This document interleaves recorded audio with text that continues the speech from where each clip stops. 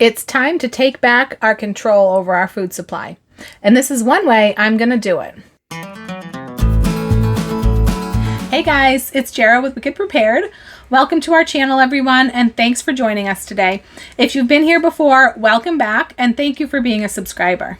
So guys, I'm sure you've probably heard all the buzz, the big conspiracy talk surrounding the Tractor Supply chicken feed. A lot of people out there who use this feed have been reporting that their chickens had completely stopped laying round about September of last year. And Cliff Note version here, basically these cheap feeds in question are produced by the Purina company, or rather Purina Mills. There's several different labels that are all produced by Purina. So Purina's producing the feeds in question, and Purina Mills is owned by Land O'Lakes, who not only sells their own eggs, but they are also in partnership with Cal-Maine Foods, who is the largest egg producer in the United States. So the insinuation here, or the deduction, is that they've sabotaged the feeds in order to hamper people's abilities to produce their own eggs, presumably so Land O'Lakes and Cal-Maine can sell more eggs. Now, I've definitely been following this as it unfolds because we are poultry keepers. We do have chickens and ducks. We love our Muscovy ducks. And we actually do, like many people, feed this cheap Tractor Supply feed. This is the feed that we feed right here. And to be honest, I've never felt good about it ever. Years before this whole chickenspiracy ever came about, I never felt good about feeding this feed because it's cheap. It is the cheapest. And that is why we feed it, because for us, budget is always our main driving factor. But it's also why I've always felt a little twinge of guilt about it. I believe in this instance, there is some truth to the phrase, you get what you pay for. And then hearing that it may be harming chickens or causing them not to lay eggs, that just makes my apprehension worse. So what has our experience been with it? Well, I can tell you, we haven't gotten any eggs in months. But then again, we never get any eggs really over the winter. Here in Maine, it's cold and the days are short, and we don't use any kind of artificial heat or lights for our birds. We just believe it's better for the birds to let them take a break if that's what their bodies naturally want to do. There's also the fact that our flock is dwindling. We've lost a lot of our birds to one thing or another in the last couple of years. We're going to be adding more birds here come spring, but we're also heavy on the male ducks right now, and they obviously don't give us any eggs. So I don't want to discount anyone else's experience for sure, but I can say that our experience hasn't been out of the ordinary at all. Do I believe that a company would sabotage their own product like that? I don't know, guys. I mean, anything's possible, that's for sure. But I honestly don't see how it would benefit them to sabotage their own product and risk their reputation in a bid to sell more eggs, and then always be in direct competition with the home egg producers. Why not be making money off both sides of it? People are always going to own chickens as long as it's legal. And if they don't trust one company's feed, then they're going to get their feed from another company. So why not make money on both ends of the spectrum and not just one? That's just my take on it. But honestly, I think it goes far deeper than that. There are most definitely forces at work, things going on behind the curtain, so to speak, that are working to make it harder and harder for people like you and I to produce our own food. Harder for us to be self-sufficient and independent. If they control the food, they control the people. That is so true. Not only will they control the people, they can also then control what those people, which is us, are putting into their bodies by way of things they put into the food, even if it's something that you don't necessarily want in your body. That is truly scary. And if one thing makes you want to take control over your food, then it should be this. If you're totally dependent on the grocery store for your food, then you're dependent on large corporations whose only concern is their own pocketbooks and not your health or well-being. You're dependent on the government. You're dependent on the supply chain. And we've all seen how that goes, right? So the more control that you can take over your own food supply, the better off you'll be. I do understand that not everyone can own chickens or other livestock. I realize there are places where that's not practical or even legal. I also realize that not everyone can have a big garden, but just think about it and take steps in that direction. Even if you live in an apartment, maybe you can grow a few things in pots, on a patio, on a balcony. Maybe you can get an aero garden or something similar. And at the very least, you can grow sprouts or microgreens in just a few days with very little investment.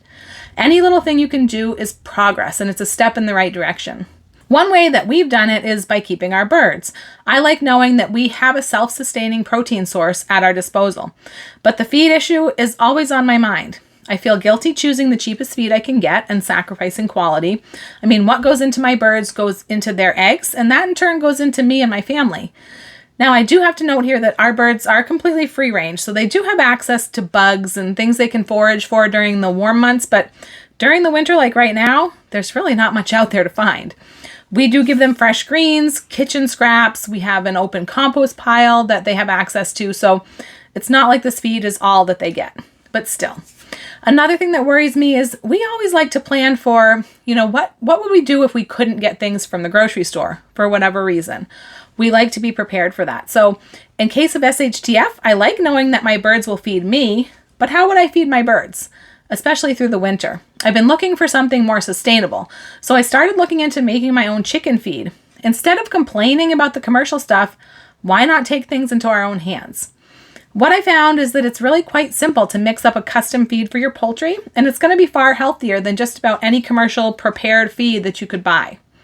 Our birds will be healthier, our eggs will be healthier. There are lists of ingredients that you can combine to make the feed, and the basic goal you need to achieve is mixing the right ratio of ingredients to have the proper protein content and the proper nutritional profile. Now, this is the sheet right here that lists off different ingredients you can use and what their protein contents are. You're actually getting a little bit of a sneak peek here at something that we're putting together that we're pretty excited about. So definitely stay tuned because we're going to have more information about this coming out. So a lot of what I got in this haul are things I want to use for making my own whole grain poultry feed. But one thing I noticed as I looked through the list of ingredients is that number one, a lot of these ingredients can also be food for humans. And number two, a lot of them are things that we could grow ourselves. So I'm trying to stick to as many things as I can that fit into those criteria. If I'm going to store something, then I like it to have more than one purpose, more than one possible use. Something that the chickens could eat or we could eat. And I also like to have the ability to regenerate those things on my own as they run out, because realistically, you can only store so much. So let me show you what I picked up in this haul.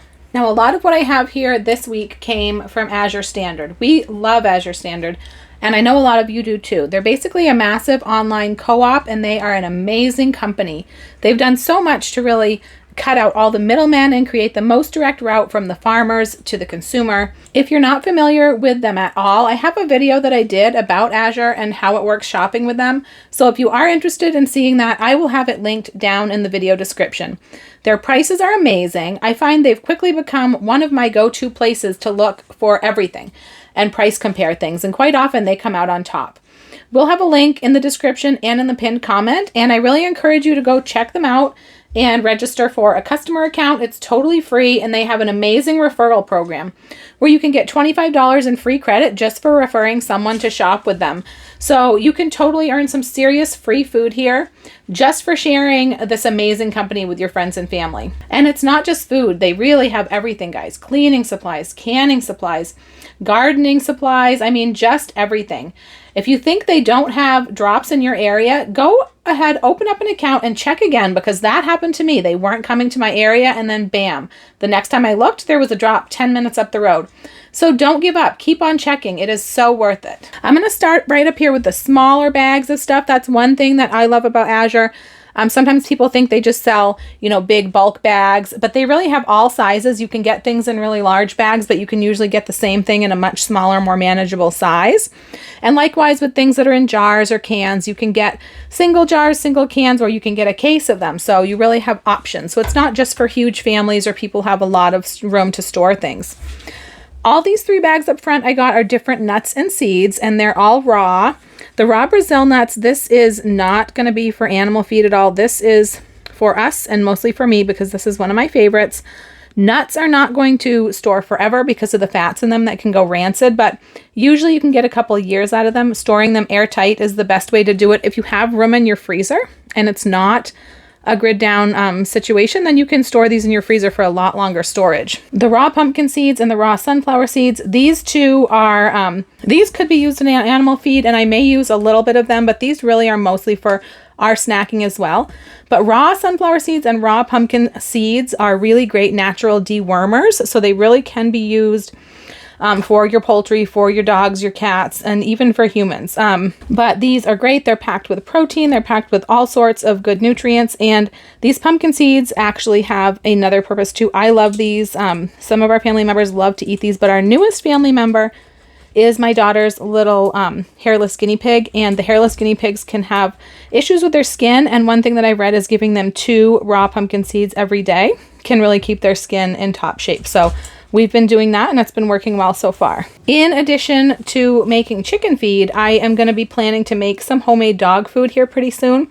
I do have a video where I made homemade cat food, and I canned some of it to have on hand for emergencies. And because canned cat food was so difficult to come by in the grocery stores, and it still is, to be honest.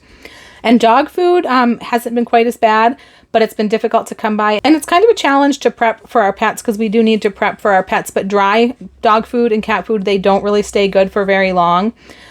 So canned food is kind of the way to go. And just like any other food, it's going to be much healthier for our animals if we are making their food ourselves, as long as we're following a recipe that really is approved and is best for that animal.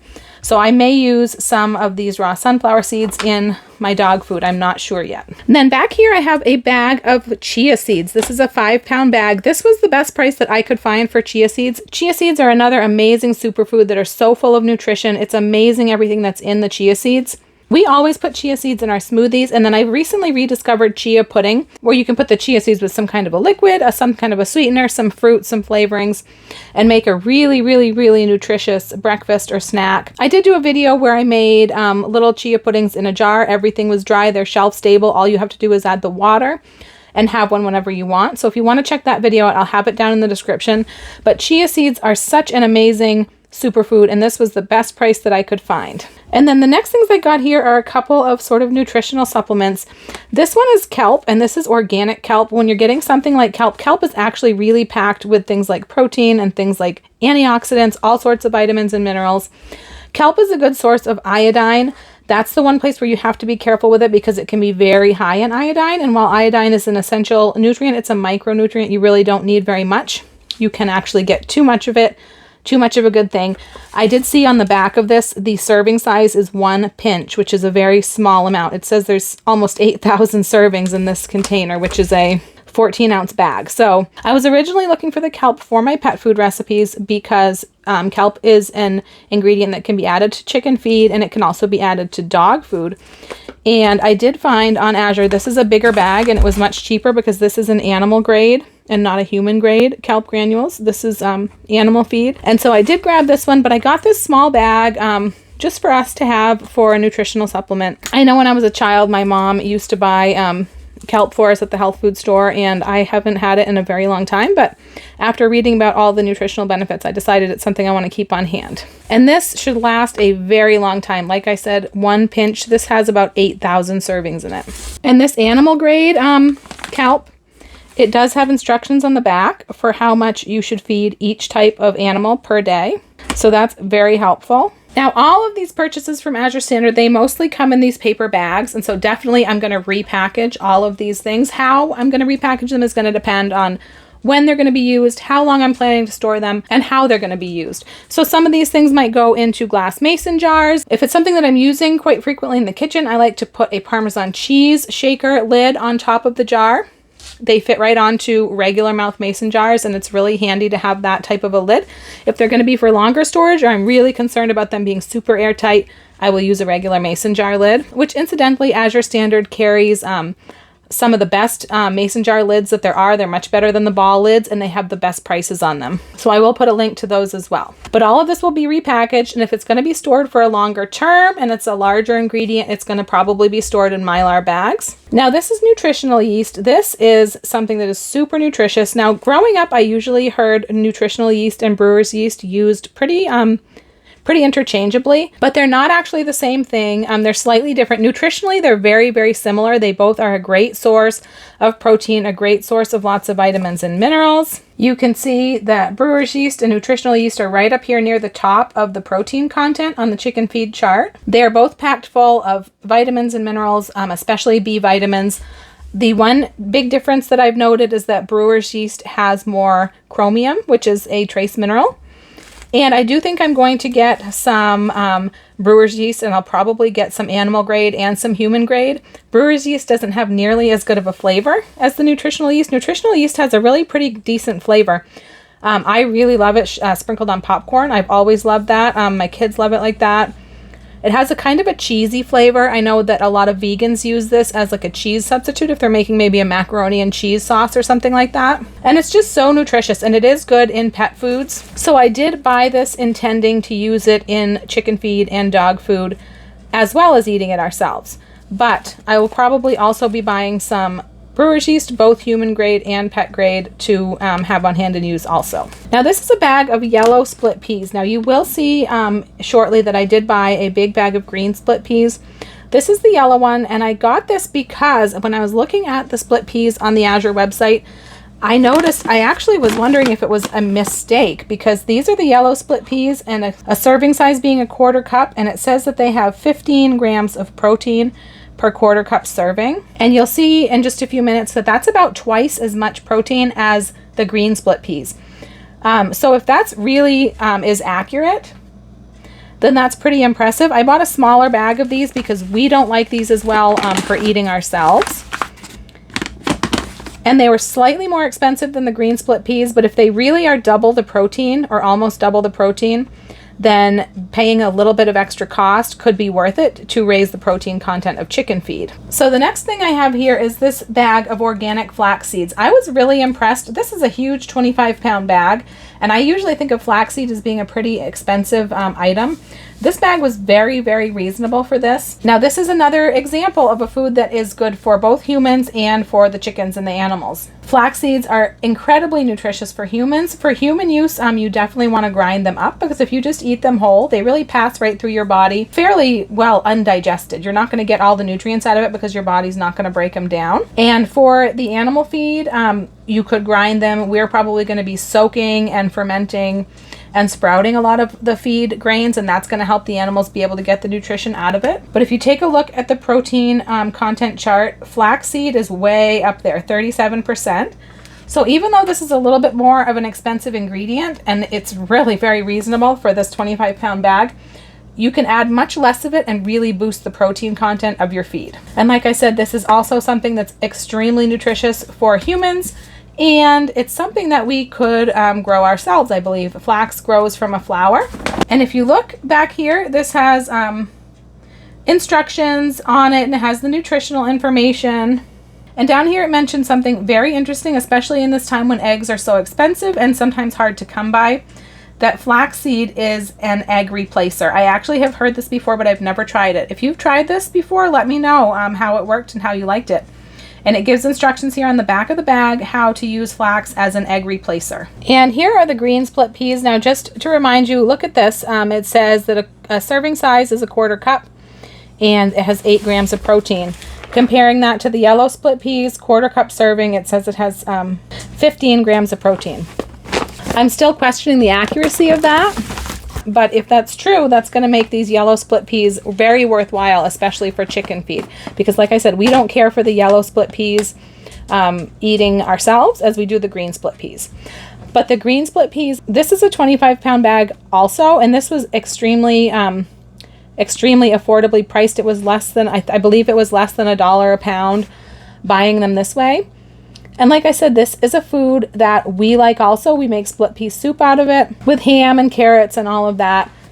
And that's a very nutritious and filling meal. But at the same time, this can be chicken feed. So I can store a lot of these split green peas and know that it can be eaten by the humans or the animals. And then another great thing about using these in the chicken feed is that it'll allow me to store a large quantity of ingredients like this, but also rotate through them a little bit more quickly than we would if we were just using it for our own consumption. And that's going to keep our stock fresher. Now, ingredients like these, if they're packaged properly, which in our case we usually use Mylar bags with oxygen absorbers, these are going to last a long, long time, just like beans, like 20 years. These could last 20 years for sure. But it's always better to keep things as fresh as you can. So if you can rotate through things, that's much better than just putting it away and expecting to open it up in 25 years. But another good thing to remember about split peas and lentils, because I think of them as very similar, because they're small, they have a lot of the same nutrition as beans, but they're gonna cook up a lot more quickly,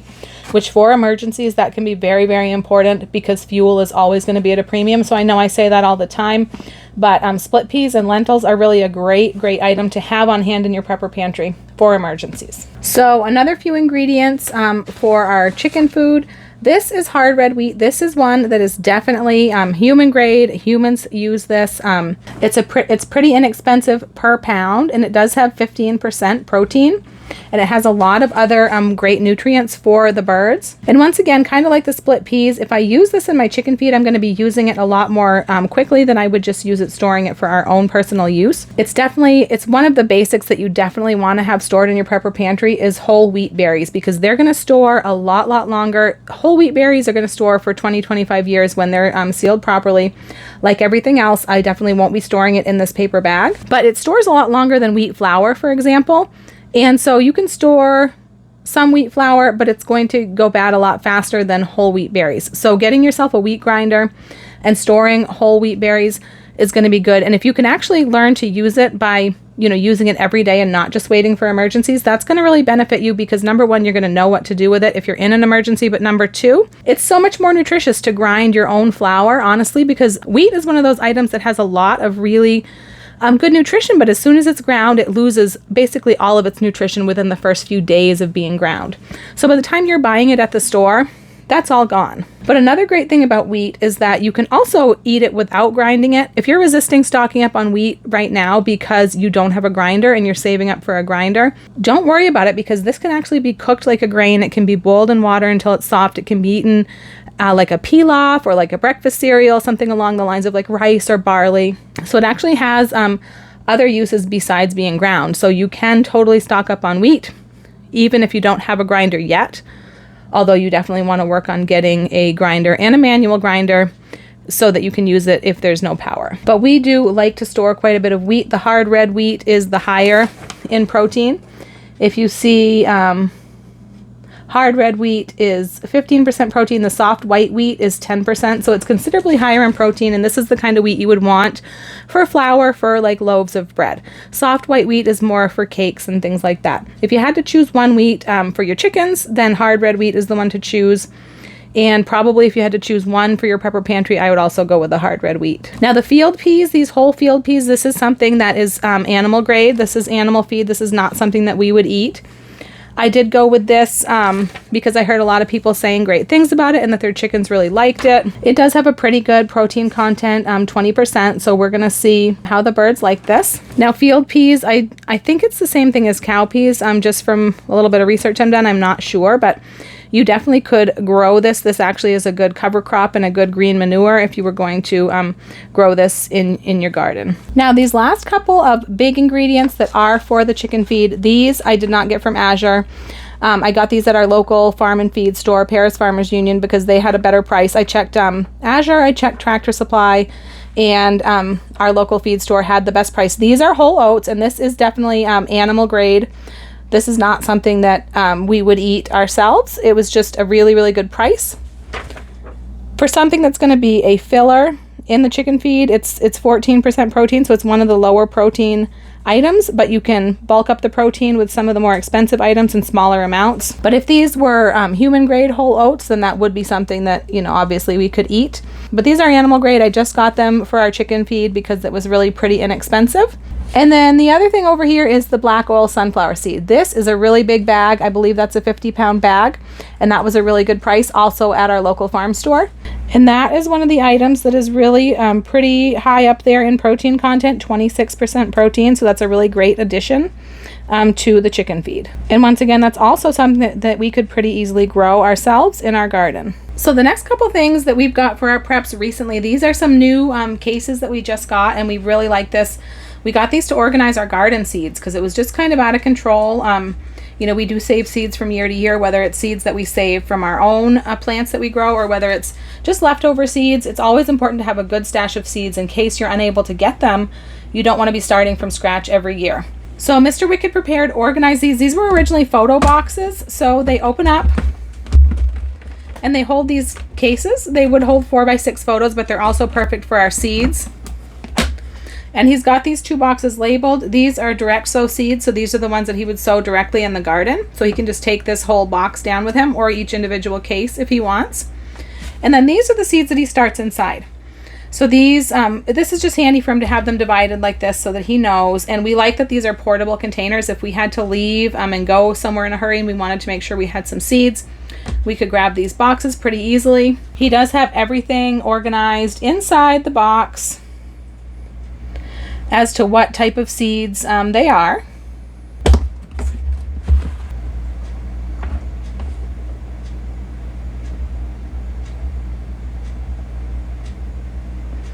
And this is just a system that makes sense to him since he does most of the seed starting and he's really the gardening expert. He did this in a way that makes sense to him, and I think it looks amazing. I am super duper impressed. I love things like this. And then the last thing I have here to show you in this haul is these work boots. Now, Mr. Wicked Prepared is very particular about his boots. I mean, he is basically on his feet 12 hours a day, every day, 7 days a week. A lot of the times he's working outside. He's really needs good footwear, and he is always looking for a great pair of boots. And this company reached out to him and sent him this pair of boots to try. And you can see they're a little bit dirty. He started wearing them to try them out, and I said, wait, I need to show everybody these boots before he gets them totally dirty. But so far, with just the few days that he's been wearing them, he's been really happy with them. They're very comfortable. He usually has to get a wide boot because he has really big and wide feet, but these boots don't have wide and narrow. They actually have a removable insole that helps adjust the width of the boot, believe it or not. And it actually worked really well. He was afraid these might not fit in this size, and they actually fit him perfectly. They've been super comfortable. We're really excited about this company because they've got New England roots just like us. They're based out of Massachusetts, and the founder's father is actually hails right out of Maine, in a place that I spent some time in my childhood. So it's a really great company, and we're so far very happy with these boots. And so we're going to definitely update you guys after he's had a few more weeks to wear them and see what he thinks of them. But he really depends on a really good pair of boots, and that's a really good point. You want to make sure in your preps you've got good footwear. If you wear work boots on an everyday basis or hiking boots or something like that, at least make sure you have an extra pair, and you should at least have a pair even if it's not something that you typically wear. If you can have 2 pairs, that's great. We try to buy at least 1 pair ahead so that, if something were to happen and we weren't able to get another pair right away, we'd be able to wear out the one we had and then still have a backup. At least make sure that you have extra shoelaces, extra insoles, things like that for the shoes that you have. And also think about places that you might want to keep specific footwear as part of your preparedness. For example, in the back of my car, I always have a pair of hiking boots and some extra socks because I typically am wearing flip-flops or fancy boots, something that you wouldn't want to walk a long distance in. So if my car were to break down, or, I was to get stranded from a weather event or an EMP or anything like that, and I had to walk home or walk to safety, I definitely would probably need something to put on my feet.